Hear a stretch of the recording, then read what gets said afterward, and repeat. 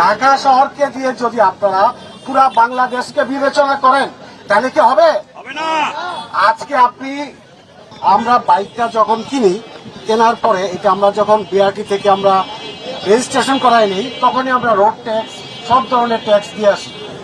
এখন আমি দেখলাম যে একটা নিউজে দেখলাম যে আলোচনা হচ্ছে এরকম যে একটা টকশোতে যে ঢাকা শহরে প্রচুর পরিমাণে হায়ার সিসি বাইক চলে, ইদানিং 250 সিসি, 300 সিসি, 350 সিসি।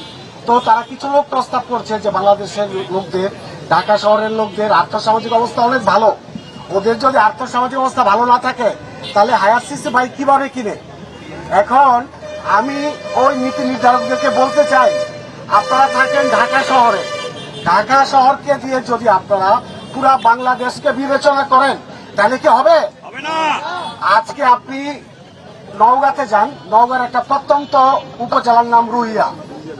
আপনারা অনেক অনেক প্রত্যন্ত অঞ্চল আছে, যেই সব অঞ্চল ঢাকা শহর থেকে 25 থেকে 30 বছর আর্থসামাজিক এবং জীবনযাত্রার মান অনুযায়ী তারা পিছিয়ে আছে।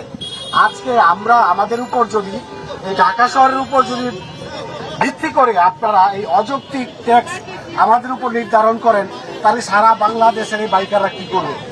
এই যে লক্ষ লক্ষ 30 লাখ, 40 লাখ, 50 লাখ বাইকার, এই বাইকাররা কি করবে?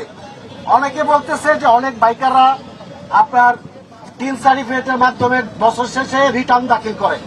আচ্ছা ঠিক আছে, ধরলাম রিটার্ন দাখিল করে। এখন এআইটির মাধ্যমে যখন রিটার্ন দাখিল করবে এই 2000, 5000, 10,000 টাকা, তখন এটা মাইনাস করে দিবে যখন বছর শেষে দাখিল করে। তো ভাই আপনাদের কাছে আমার প্রশ্ন, পুরা বাংলাদেশে যে 40-50 লাখ বাইকার, তার মধ্যে রিটার্ন দাখিল করে কত পার্সেন্ট? সর্বোচ্চ 2% থেকে 3%, সর্বোচ্চ 2 থেকে 3%। বাকি 95-97% লোক এই কর জালের আওতায় না, তারা জানে না।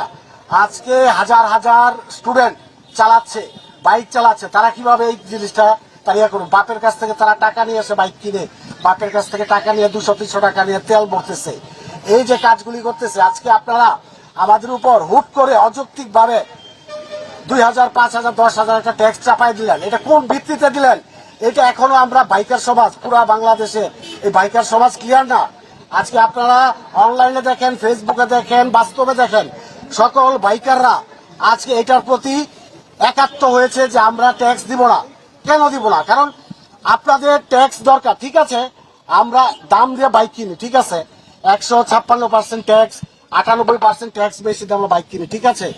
আমরা যখন বাইক রেজিস্ট্রেশন করতে যাই, আমাদের কাছ থেকে আপনারা 15,000, 20,000 টাকা নিচ্ছেন, ঠিক আছে, আপনাদের ট্যাক্স দরকার।